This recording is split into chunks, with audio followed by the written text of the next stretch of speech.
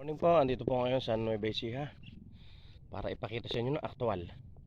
Hindi lang po sa Suzuki tayo, meron din po tayong mga truck.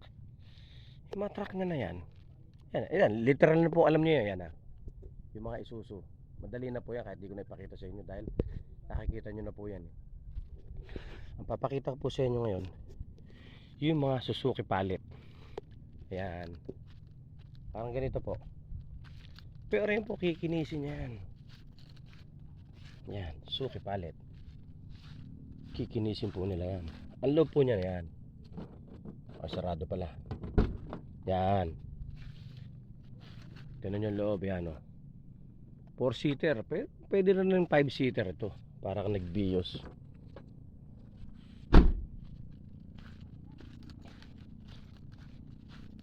Yan, bukod sa truck. Ang dami yan. Kesa po kukuha kayo ng mga hulugan na bago, ang laki ng dadown nyo dyan. Ang laki ng gagastos nyo. Samantala ito, pag nag-down ka ng 80,000, meron kang 7,500 na monthly. Ito yung pallet na ibang kulay for 3 years. Saan ka pa? Pang pamilya. Meron tayong dalawang ilalabas ngayon dito. Sold na to. Yan. Ito naman yung wagon. Suzuki every wagon. Yan. Tamo, kamags. Hindi sa inyo ibibigay yan ng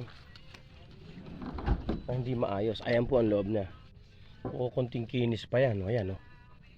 O, tanyo, leather. Misan niya, yung iba hindi na kinikinis lang kasi maganda na yung leather pag dinating dito. Ayan. Yan ang dashboard. Automatic. Yan. Hindi po ba? Oh, ito yung isa. White, saka ito. Red.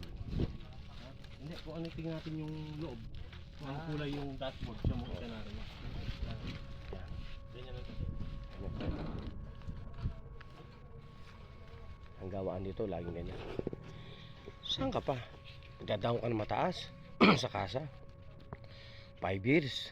Samantalang ito sa atin 3 years lang. At napakadaling kausap ni boss.